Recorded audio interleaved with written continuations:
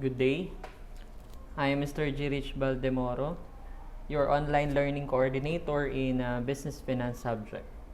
Okay, today I will be discussing the introduction to business finance, and in this lesson, you will learn the major role of financial management and the different individuals involved, the various functions of the financial manager, the classifications of institutions as banking and non-banking financial institutions, the different types of financial institutions and its financial markets, and I will also explain the flow of funds.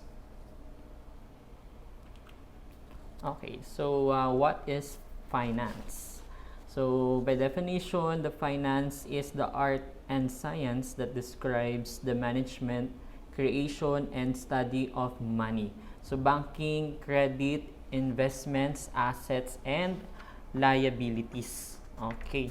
So dito natin dito tayo nag-collect ng money. So when you talk about finance, it's about money and how to manage this money.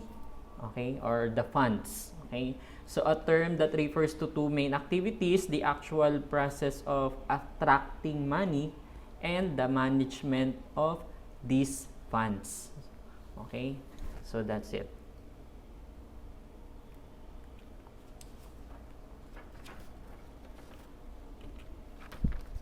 Profit maximization versus wealth maximization. So what what are the comparisons of the two concepts?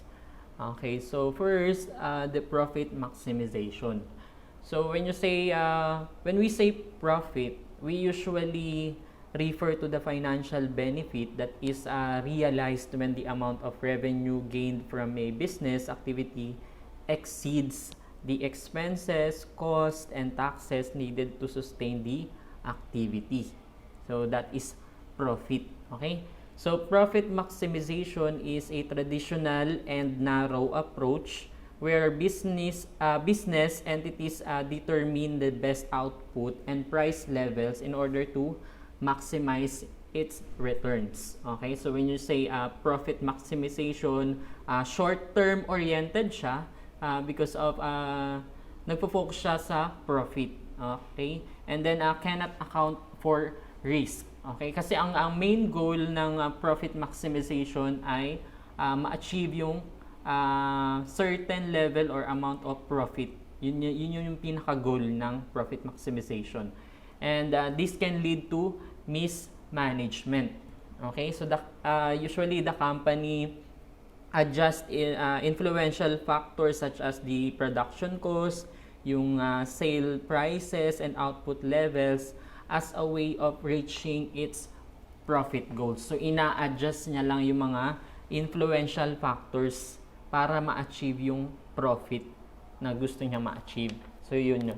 Kaya posibleng magkaroon ng mismanagement. Okay. So yun.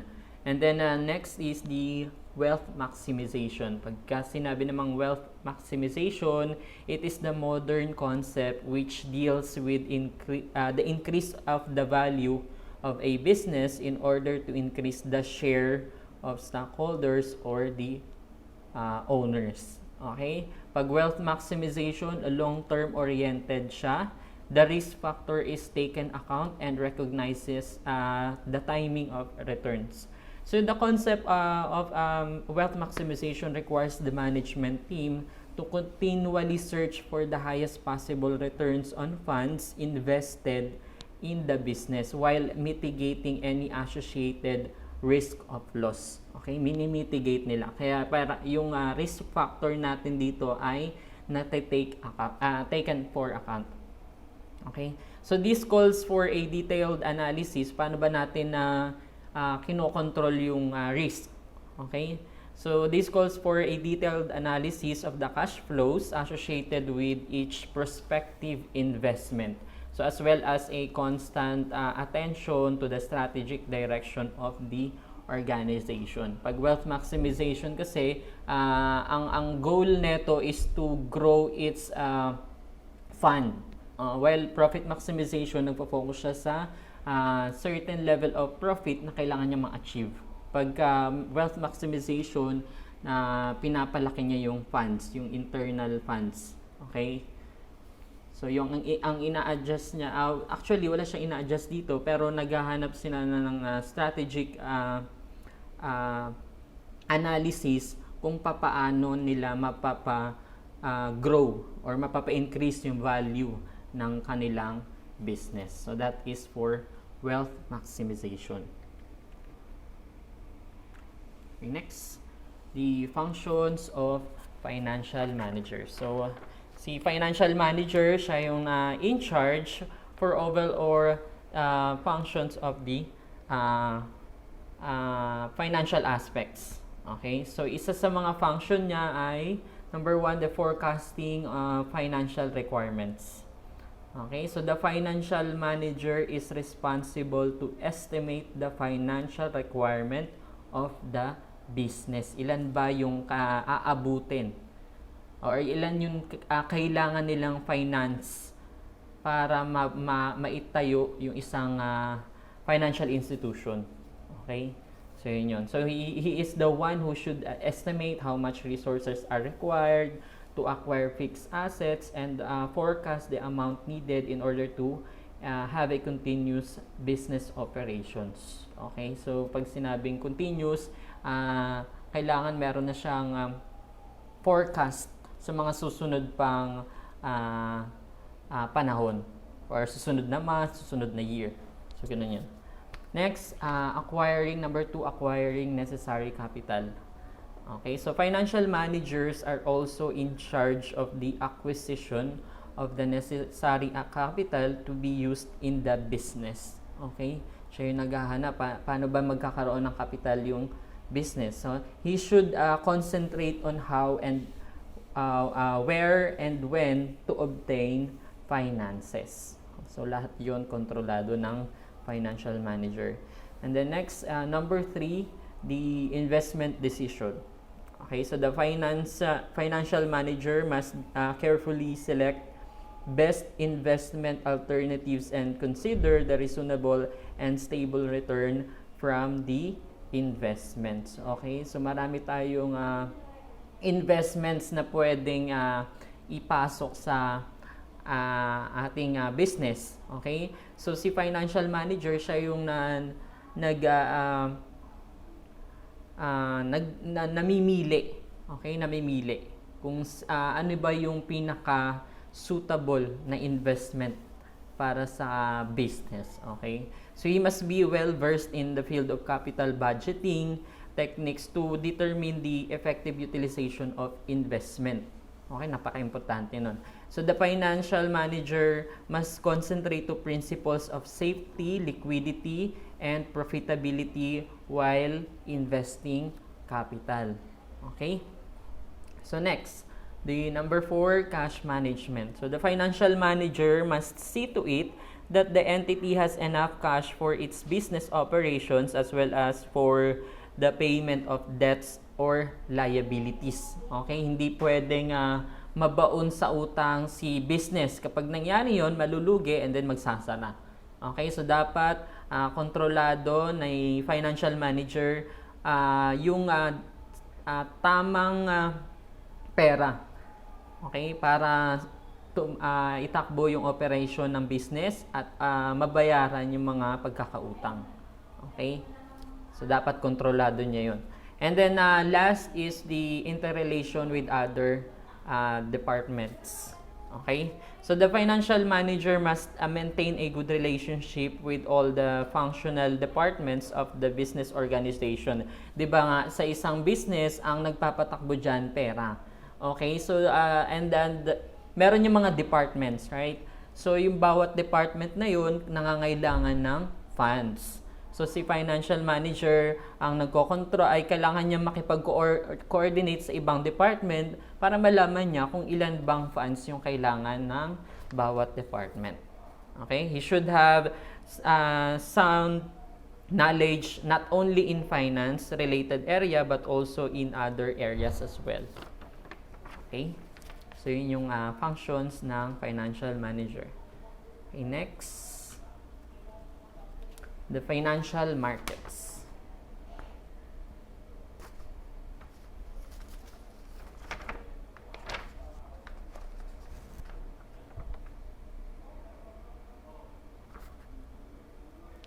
So, ang financial system is a framework which collectively describes the financial markets. So, financial institutions, borrowers, and lenders within the economy. So, the functions of the financial system is to channel the funds from lenders to the borrowers, provide a medium of exchange, provide a mechanism for risk sharing, and provide a channel through which the central bank can influence the economy. So, yung sinasabing medium of exchange, ito yung mga financial markets.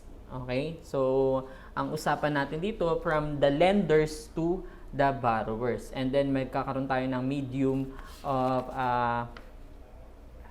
exchange, ay yun yung tinatawag nating financial markets. Okay? So, a financial markets is where stocks, bonds, and other securities can be purchased or sold. So, yun yung financial market. So, funds are transferred in financial markets when one party purchases financial assets previously held by another party. So, financial markets facilitate the flow of funds and thereby allow financing and investing by household, firms, and government agencies.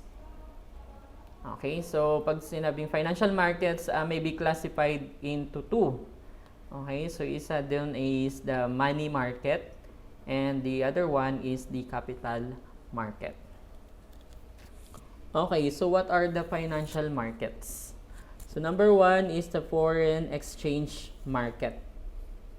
Okay, so yung number one natin as classified as money market yan. And then number two, fixed income exchange market, which is also classified in the money market. And then number three, the stock market, which is classified as the capital market. So what is the foreign exchange market? So foreign exchange is where the participants can be able to buy, sell, exchange, and speculate on currencies. Okay? So exchange rates are determined on the basis of supply and demand in the foreign exchange market. Kung mapapansin nyo, meron tayong daily exchange rates na binabalita sa usually sa TV yan eh. 'Di ba? Makikita natin, halimbawa is 1 peso is $1 is how much in the Philippines compared to Philippine peso. So, yun yung sample ng exchange rates. So, na-determine yung value na yon or yung values na yon through the basis of supply and demand. So, kaya nagkakaroon tayo ng exchange rates. Bakit ba nagkakaroon ng pagkakaiba yung pera, halaga ng pera sa US compared to the Philippines, to the China, 'di ba? To Japan. So, yun. It's because of the supply and demand. So, yun. So, in the country, the BSP maintains a floating exchange rate system or BSP, the Bangko Sentral ng Pilipinas. Okay? So, the role of the BSP or Bangko Sentral ng Pilipinas in the foreign exchange market is principally to ensure orderly conditions in the market. So, the market determination of the exchange rate is consistent with government's commitment to market-oriented reforms and outward-looking strategies of achieving competitiveness through price stability and efficiency. So, minomonitor din siya ng government. Okay? Next is the fixed income exchange market, which is also under the money market. So, the fixed income exchange is the country's first centralized electronic infrastructure for trading of fixed income securities. Trading of fixed income securities. Trading. Okay, so the FIE or fixed income exchange market is a comprehensive financial market infrastructure that aims to provide an electronic platform for trading, clearing, and settlement, and depository and custodianship fixed income securities and its derivatives. So when we say fixed income securities, these are investments that provide return in the form of fixed periodic payments and the eventual return of principal at maturity. Okay, meron tayong periodic payments. Okay, so this may include treasury bonds and certificate of deposits, which is napag-aralan niyo na yan sa inyong financial accounting 1, FABM 1. So nabanggit na dyan kung ano ba yung treasury bonds and certificate of deposits. Okay, so next is the stock market under the capital market. So stock market, so the Philippine Stock Exchange or PSE is a private organization created to provide and maintain a fair, efficient, transparent, and orderly market for the purchase and sale of stocks in the and other securities. Okay, so meron tayong mga exchange rates from other countries. Dito sa loob ng Pilipinas, meron din tayong tinatawag na PSE or Philippine Stock Exchange na nagmo-monitor ng fair exchange, di ba? Fair, efficient, transparent, orderly market naman for these stocks and other securities. Next, financial intermediaries. So a financial intermediary is an entity that acts as the middleman between two parties in a financial transaction. So pag sinabing financial transaction, meron two-party involved dyan. Okay? It's the spender and the saver. Okay? Spender, siya yung naggumastos. Saver, siya yung naka-receive. Okay? And then sinisave niya yun. Okay? So, si financial intermediary, siya yung middleman dun sa dalawa.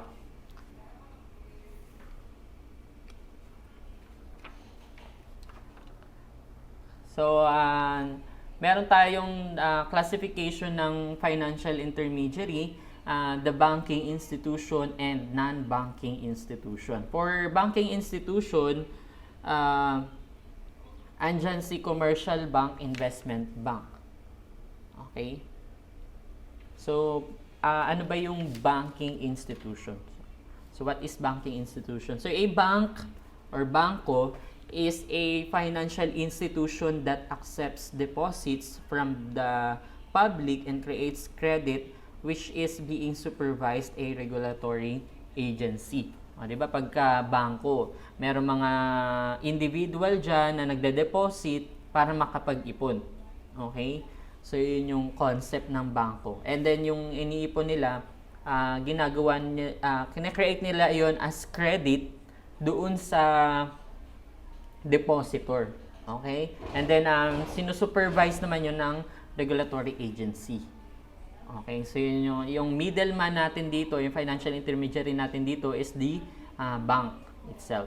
Okay? So, under banking institution is, or are the commercial bank and investment bank. So, commercial bank, this is a financial institution that provides various financial services, such as accepting deposits, offering savings and checking account services, and issuing loans for both private individuals and businesses. Okay? So kapag ka-concept naman ng loans sa bangko, baliktad yung party. So ang nagiging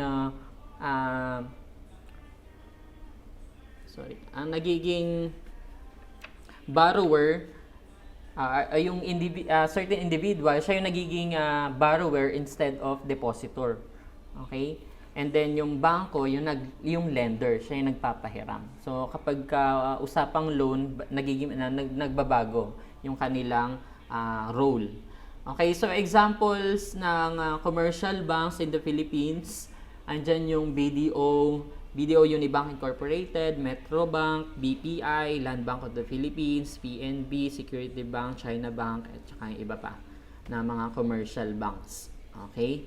So, yun. Yung transaction lang dyan, tatandaan, deposits, savings, and checking account services, nag-i-issue sila ng loans. So, yun yung usual na transaction sa mga commercial banks. Okay, so next is the investment bank, number 2. So, investment bank, unlike commercial banks, investment banks do not take deposits. Okay, hindi sila na tumatanggap ng deposits. So, their focus is assisting individuals, corporations, and governments in raising capital by underwriting or acting as the client's agent in the issuance of securities. Okay? Ang focus nila, nag-i-issue sila ng securities, hindi sila tumatanggap ng deposit. So, an investment bank may also assist companies involved in mergers and acquisitions. Okay, pag sinabing mergers, merong dalawang company na nagsama, so nag-a-assist sila kasi mas malaking capital yung kailangan ng dalawang company na yun kapag nagsama sila, di ba? So, yun yung tinatawag na mergers. Okay? Pag sinabi na namang acquisitions, merong isang company na parang nalugi, then in-acquire ng isang company, mas kailangan niya pa rin na assistance when it comes to capital. So, andyan si investment bank para i-assist, para mag-issue ng securities para sa magpatuloy ng operation yung acquisition company. So, next, the non-banking institution. Okay? So, andyan, under ng non-banking institution, credit union, saving and loans associations, and insurance companies. So, ano ba yung non-banking institution? So, a non-banking financial institution is a financial institution that does not have a full banking license. So, or is not supervised by a national or international banking regulatory agency. Di ba pag sinabing banking institution, merong nagsusupervise na regulatory agency. Okay? Pag non-banking, hindi siya full license, hindi siya full banking license, at saka walang nagmo-monitor or walang nagsusupervise. Okay? So, under nun is credit unions. So, pag sinabing credit unions, these are non-profit financial cooperatives owned by and operated for the benefit of its members. Okay? So, these member-owned financial cooperatives are democratically controlled by its members. Okay? So, kung sino lang yung member, siya yung nagko-control. And, kagaya ng sinabi ko, walang nagsusupervise sa kanila. Kung sino yung member, yun na rin yung nagko-control. And then, membership is available through affiliation with an employer, a union, religious organization, community organization, or some other group. Okay? Kailangan mo lang maging affiliate para maging member ka ng isang credit union. Okay, next is the Saving and Loans Association.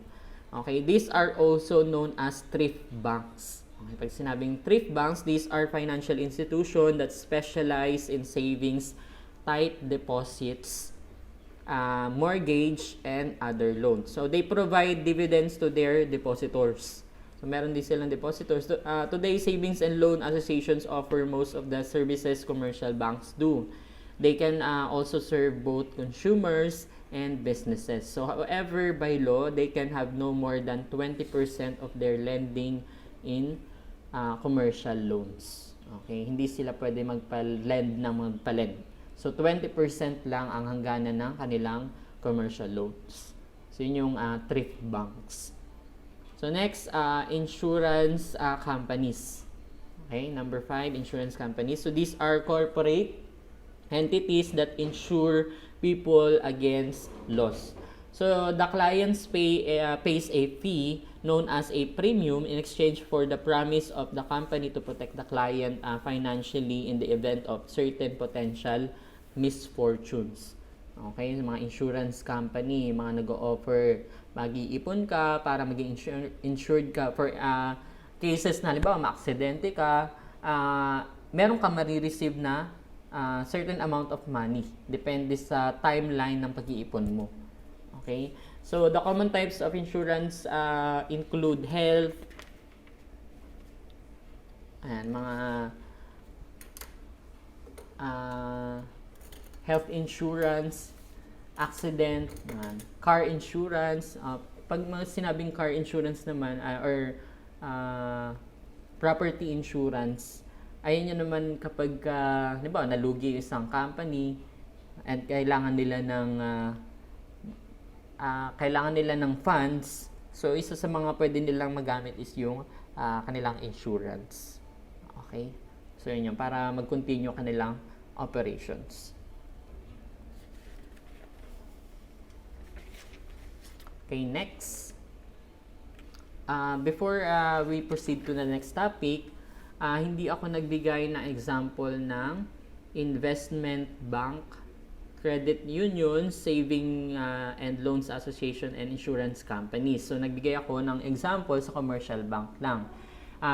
For your attendance in this video lecture, sulat kayo na example na tigi-isa ng investment bank, example ng investment bank, credit union, saving and loans association, and insurance companies na matatagpuan sa Pilipinas. Okay? So, 4 yun.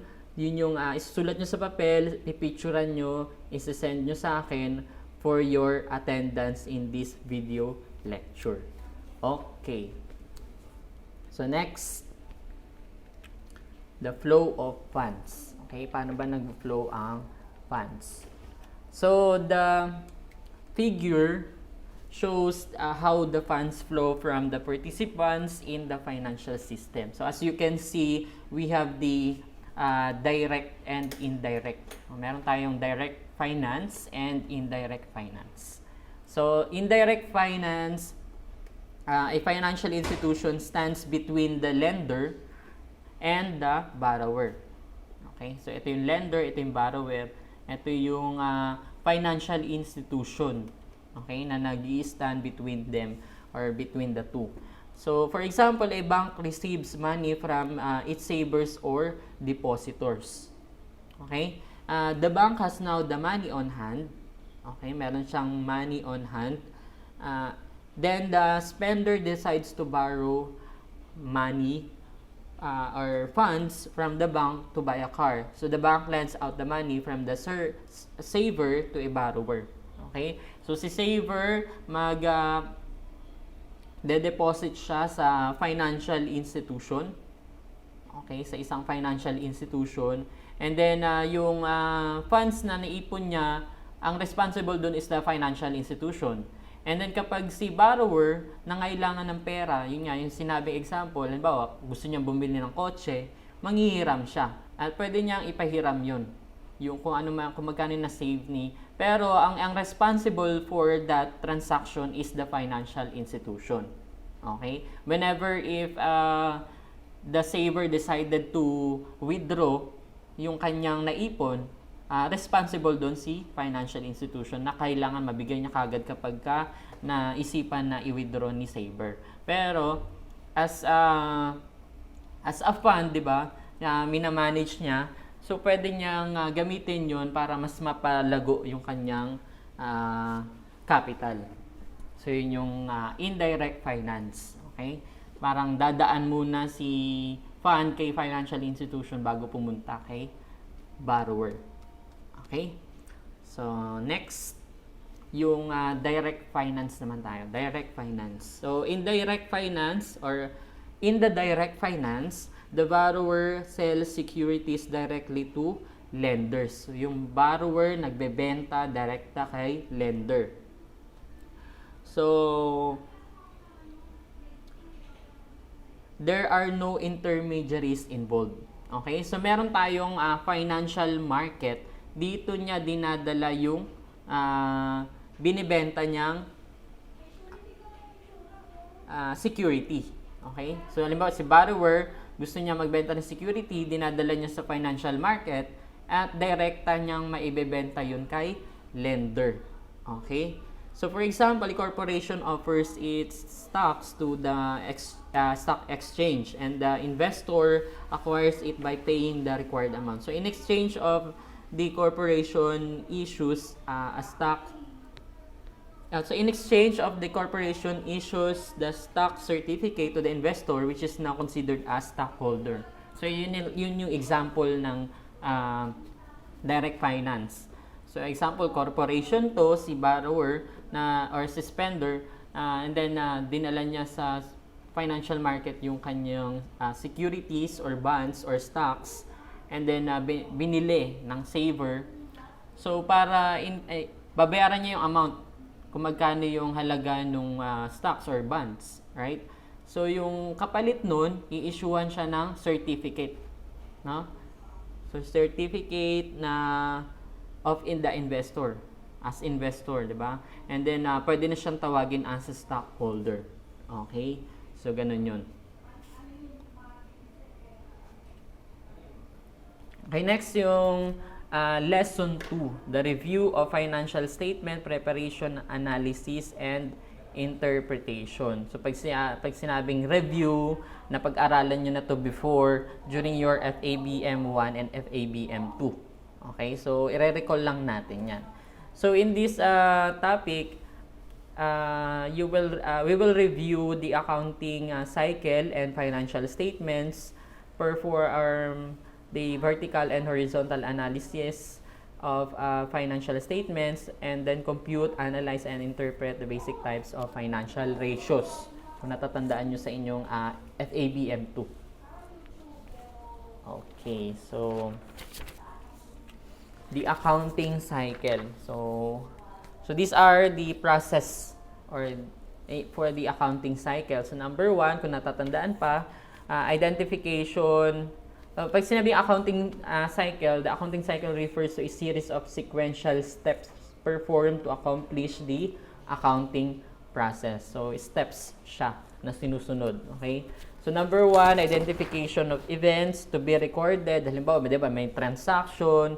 So identify mo kung valid ba yung transaction o hindi. Okay? So number 2, journalizing of transactions. Kapag qualified or valid yung transaction, i-journalize mo siya, i-record mo siya, di ba? Number 3, posting to the ledger. Di ba? After you recorded the transaction, ipopost mo siya sa ledger, general ledger, to classify kung saang account ba siya dapat mapunta. And then the preparation of trial balance. So yung ito total natin yung amount per account, 'di ba? So meron tayong different accounts. So ipo-putting natin yung value doon, and then ita-transfer natin into the trial balance. So number 5 is the preparing worksheet and adjusting entries. So yung worksheet natin, yung papasok na dyan yung income and expenses. Okay? And then number 6, preparation of financial statements. Okay? So ano ba yung mga financial statements? Statement of changes in equity, balance sheet, statement of cash flows, mga ganyan. And then number 7, adjusting journal entries. Okay? Diba kapag meron tayong mga adjustments na ginagawa, so kasama din yun. And then number 8, closing journal entries. Okay, kino-close na natin yung mga journal entries. And then number 9, preparation of post-closing trial balance after natin mag-close ng mga journal entries. And then number 10, reversing journal entries para doon sa bagong trial balance. Okay, para sa adjusted trial balance.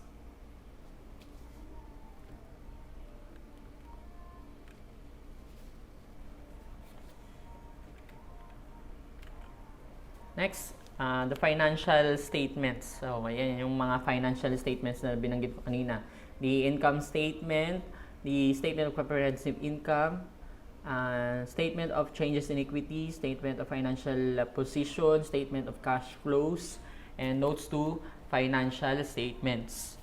So, income statements, it is the financial statement that gives the result of the business operation or financial performance of the business for a given period of time. Diba? Yung dati natin ginagawa, monthly. Yung usual nating practice dati, FABM 1 and 2, that is monthly.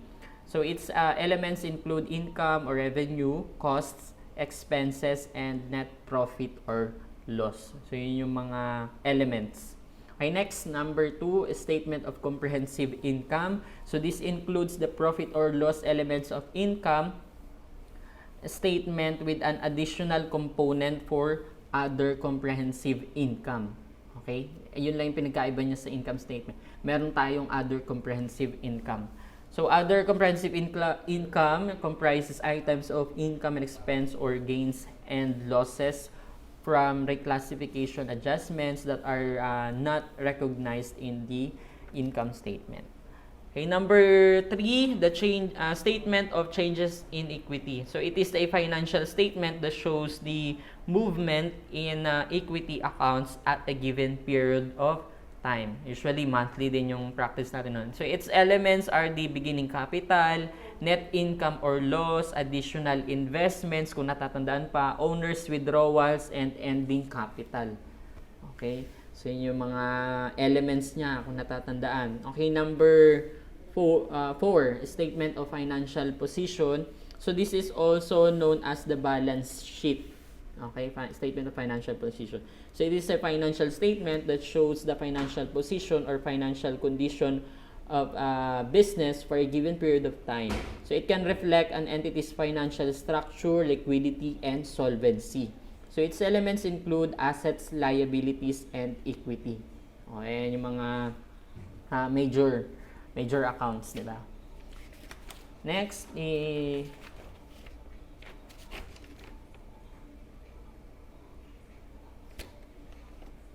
statement of cash flows, and yung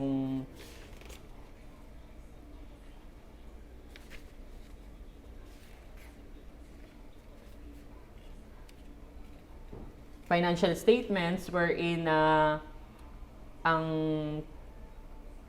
kino-compute natin dyan is the cash in, and then yung all transactions that are related to cash, yun yung cash flows.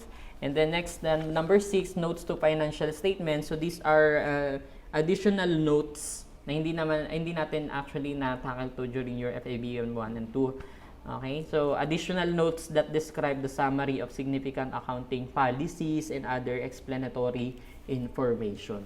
Okay, so hindi natin to na-tackle during your FABN 1 and 2.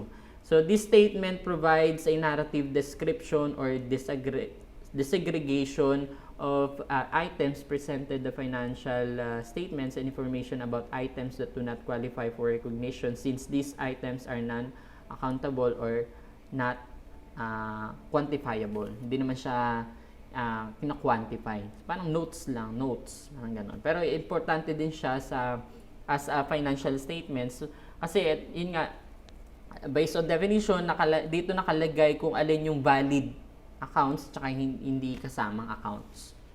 Okay? So, yun. So, next, the financial statement analysis. Ayan, yung horizontal analysis and vertical analysis kung natatandaan pa.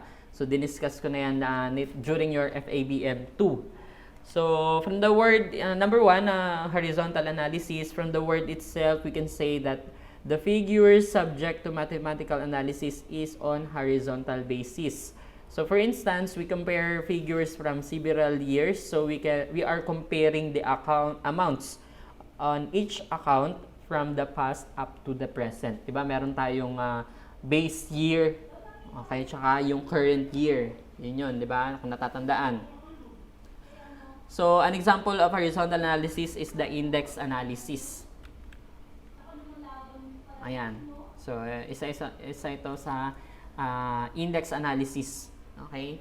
So, an index analysis is a percentage analysis of financial statements where all figures are expressed for a base year and then equal to 100% and subsequent financial statement items are expressed as percentage of the values in the base year. So, for our example here, so ang base year natin is 2013. Okay?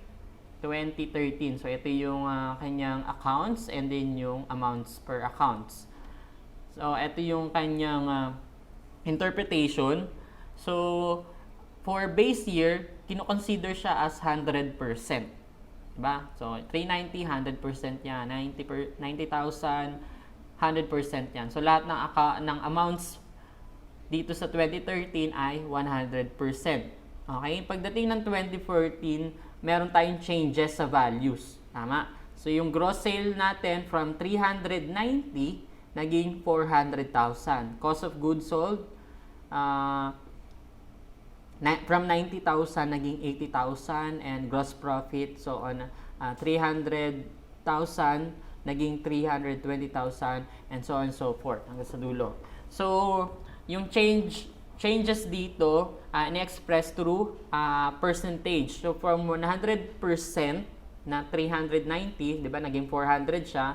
So, yung 400,000 ay equivalent sa 103% ng 390. Kaya siya naging 103%.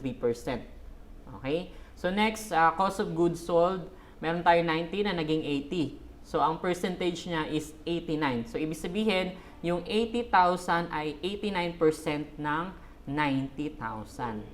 So, next, gross profit. So, from 300,000, naging 320,000 noong 2014.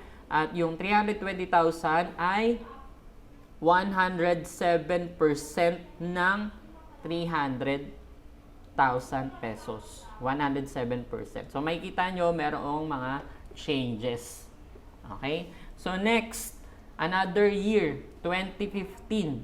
So, from, ito yung base year natin, ito yung i-compare natin. Okay? So, from 390, nung 2013, naging 500,000 na siya. Okay? So, kung makikita nyo dito sa percentage, from 100%, naging 128% na siya. Ibig sabihin, yung 500,000 pesos ay 128% ng 390.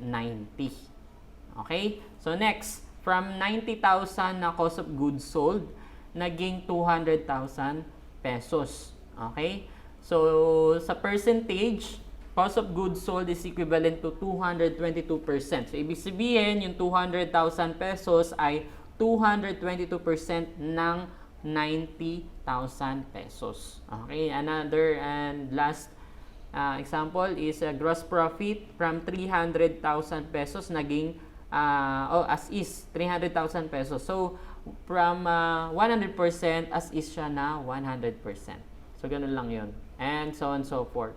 Okay? Ito yung mga other transactions. So ganun sa horizontal analysis. Okay? So next is the vertical analysis. So under this type of analysis, the financial statements are measured based on the relationship of each item in the financial statement with respect to the amount of a certain account. Okay, so ulitin ko, each item, relationship of each item in the financial statement with respect to the amount of a certain account. So this is, facilitates analysis that is on a vertical analysis. Paano ba yung vertical? O, di ba, patayo. Okay, so an example of a vertical analysis is common size analysis. So in common size analysis, saan na yun?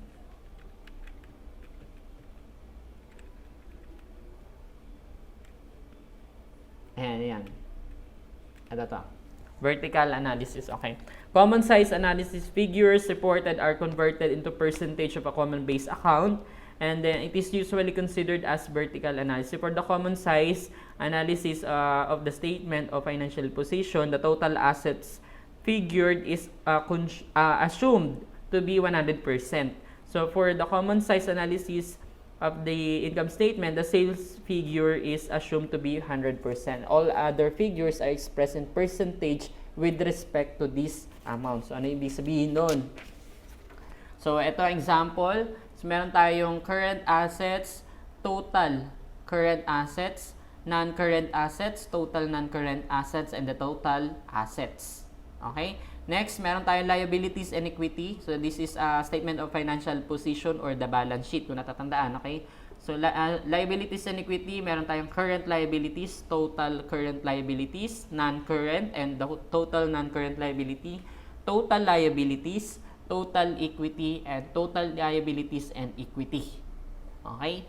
So, ito yung mga corresponding amount. Okay? Corresponding amount 2013, 14, and 15. So based on declared dates include. Okay? So yan yung comparison. So, paano ba siya ginagawa? So, in-express siya through percentage. Okay. So, again, from this base year, ito yung base year natin na 2013 ito 2014, 2015. From this base year, lahat to 100%. Right? Okay, 100%. Okay? So, magbe-base tayo ng changes doon sa current year. Halimbawa, ito yung current year natin, 2014. So, from cash natin na 200,000, naging 215,000. So, that 215,000 is 108% of 200,000 pesos. Kaya siya naging 108% dito. Okay, nagigets? Okay, so next, from accounts receivable. So, from 30,000, naging 31,000. So, 100% yung 30,000. Since 31,000 siya, yung 31,000 ay 103% ng 30,000. Okay? So, ganun din sa iba pa. So, halimbawa, sa total current assets, meron tayong total non-current 2,100,000 pesos na naging 1,880,000 pesos. So, pagdating sa vertical analysis natin,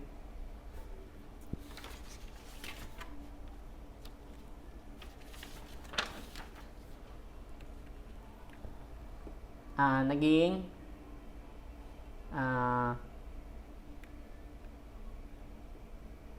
90% na lang siya.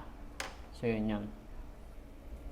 Okay, so to clarify, yung kanina is an example of a horizontal analysis, yung from base year to yung nakikita nyo 100% kanina. So, nagkaroon lang ng konting error dun sa example. Actually, ito yung totoong example ng vertical analysis. Okay? So, katulad sabi ko, vertical analysis is a financial statement with respect to the amount of certain account. Okay?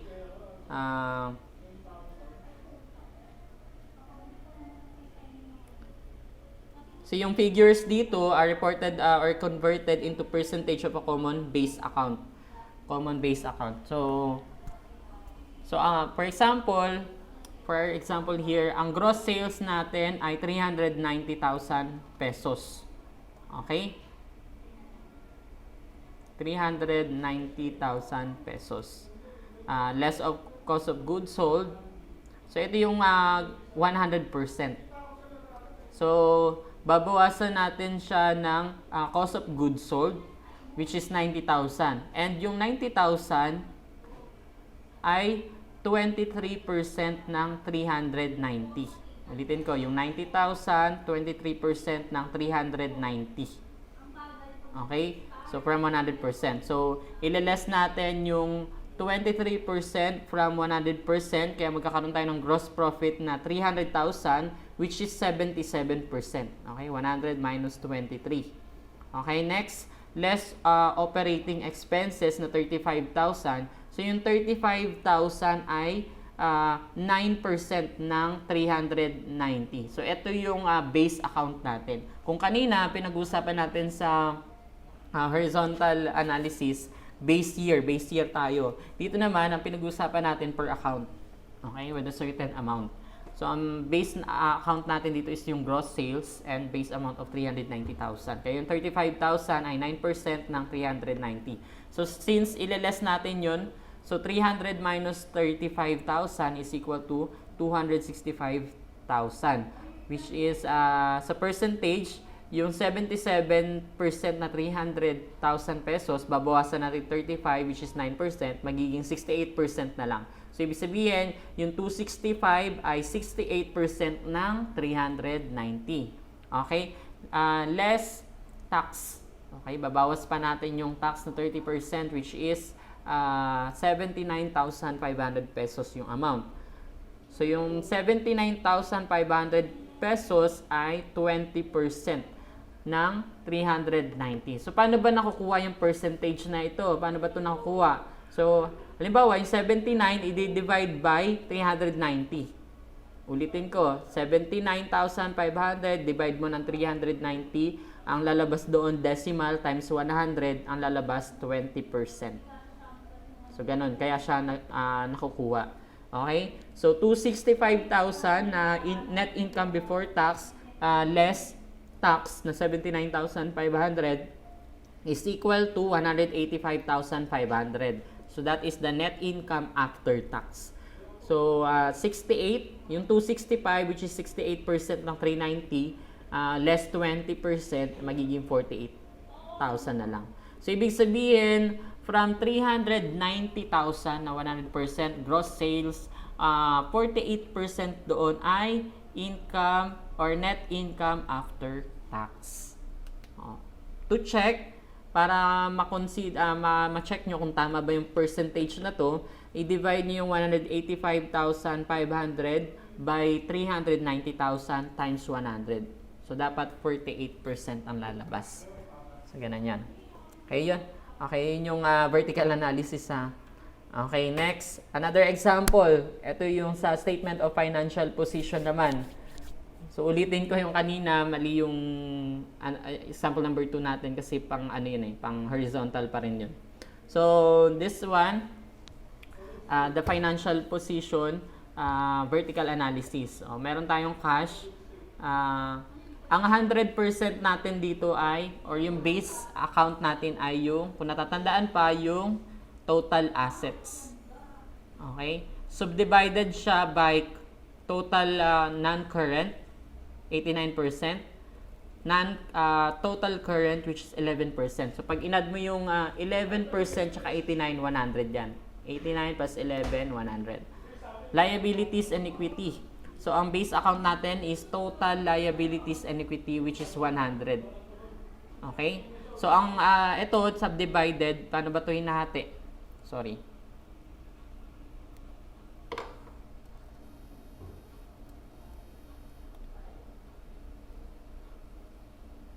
So, paano ba hinahati si 100%?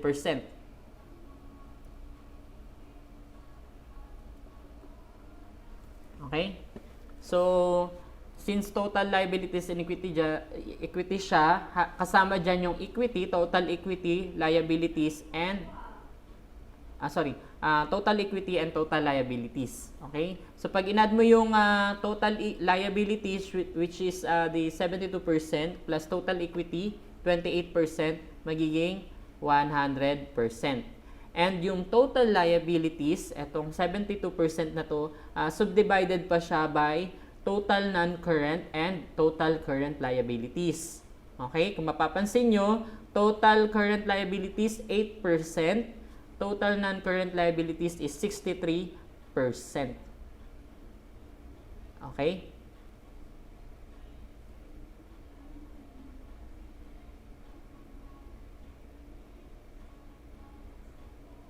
Okay, so next,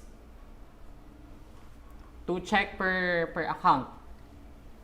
So, halimbawa, yung cash natin, di ba, total current assets natin is 11%. So, pag inadlapat natin to, 11%.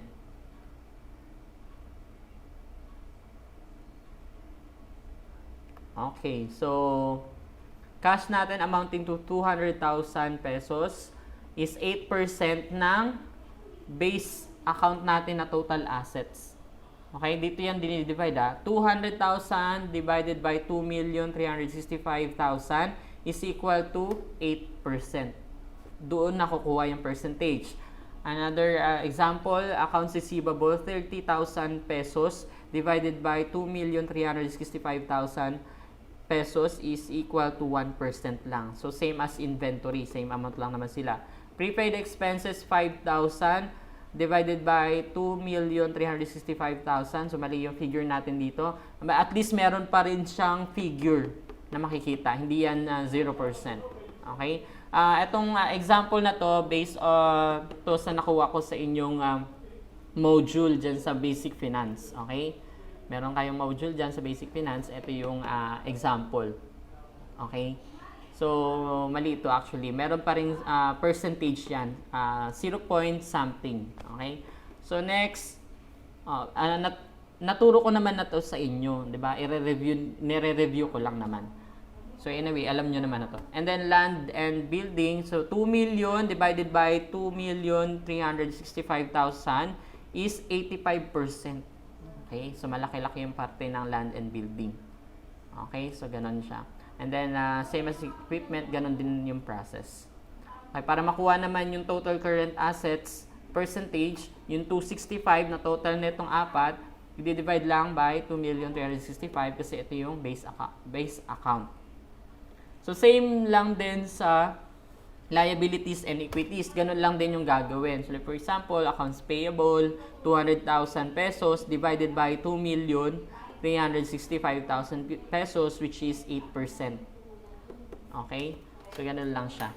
And then, notes payable, 500,000 pesos divided by 2,365,000 pesos. So, that is 21%. Okay? 21%.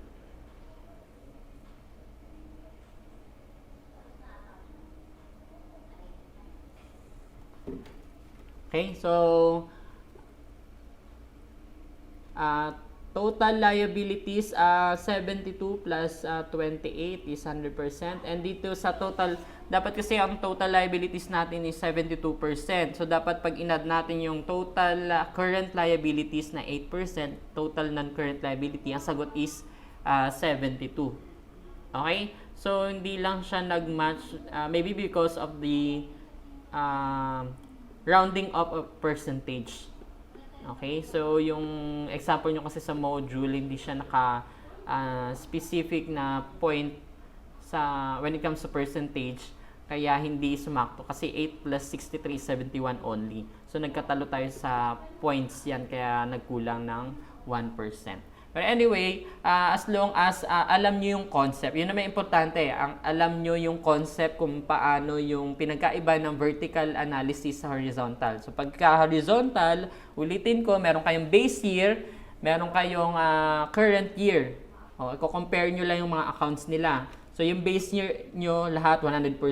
Yung current year nyo, depende kung ilan yung pinagbago. So, pagka vertical analysis, specific account, yung 100%. Wala siyang base year. Okay? Specific account. Tulad nito, specific account. Siya yung 100%. Siya yung natatanging 100%. Siya yung 100% kasi siya yung total net nito. Nitong lahat na accounts na to. Kaya siya yung 100%. Ganon din dito. Siya yung total liabilities and equity. Kaya siya yung 100%.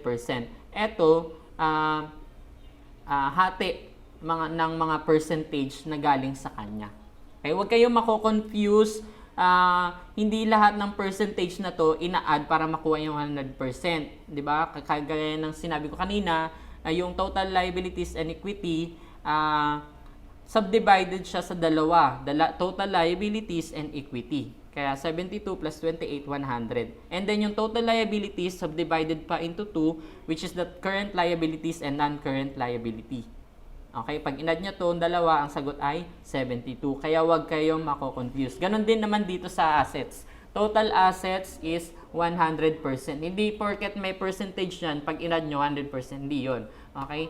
So, kaya tayo may 100%, subdivided siya into 2, the non-current and current. So, pag inad nyo yung current, 11% plus non-current, 89%, doon yung makakuha yung 100%. Ngayon naman, makukuha nyo yung 11% na current kapag kinuha nyo yung mga accounts or percentage ng mga accounts na under the current assets. Okay, di ba? Di ba sabi ko kanina nagkakatalo tayo sa points dito. Decimal places ng, kasi makikita nyo sa figure na to 10 lang. Pero kasi yung 5,000 meron siyang percentage which is naka-0 lang sa inyong module. Okay? So yun lang naman importante, alam nyo yung concept ng horizontal and vertical analysis. Okay? Next, proceed tayo sa financial ratios na diniscuss ko na rin sa inyo last year. I-recall na lang natin. Okay? So, financial ratio, the ratio is a mathematical relationship between one number to another number. So, this is used as an index for evaluating the financial performance of the business concern. So we can classify ratio in various types. These include the liquidity ratio, activity ratio, leverage ratio, and profitability ratio.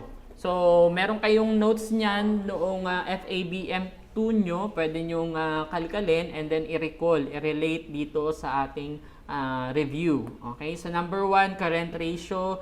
Paano ba siya kinukuha? So, current ratio is equal to current assets over current liabilities. Quick ratio is equal to current assets minus inventories minus prepaid expenses over current liabilities. And then receivable turnover is equal to annual credit sales over accounts receivable. Okay, so payable turnover is equal to annual credit purchases over accounts payable. Gross profit margin is equal to gross profit over net sales. Net profit margin is equal to net profit over net sales. Debt to equity ratio is equal to total debt over total equity, and debt to total asset ratio is equal to total debt over total assets. Actually, hindi pa nga nabanggit dito yung mga diniscuss ko sa inyong mga financial ratios last semester. Pero it's very important for you to at least note all of those ratios kasi lahat naman yun nagagamit when it comes to financial analysis. Okay? Okay, so that ends my discussion. Okay, so for your questions, clarifications, or concerns, mag-i-schedule ako ng Zoom meeting for basic finance. I-announce ko na lang or ipopost ko na lang sa GC yung announcement nung Zoom meeting. And then, sa Zoom meeting na yon, i-discuss na, magkakaroon lang tayo ng discussion or forum regarding these lessons. Okay? Kung meron kayong hindi masyado naintindihan or kailan nyo i-clarify sa akin, i-prepare nyo na yung inyong question sa papel, sa notes nyo na. No? Para pag nag-Zoom tayo, bibigyan ko kayo ng time para makapagtanong sa akin, para i-clarify yung lecture. Okay? So, next week, possibly, maggaganito ulit ako, mag-video lecture ulit ako, and then i-upload ko sa ating YouTube channel. Okay? So, don't forget yung inyong attendance. Binanggit ko na kanina, hindi ko na uulitin. Kaya, panoorin nyo ng buo yung video. Okay? So, thank you, and I hope meron kayong natutunan for today's lecture.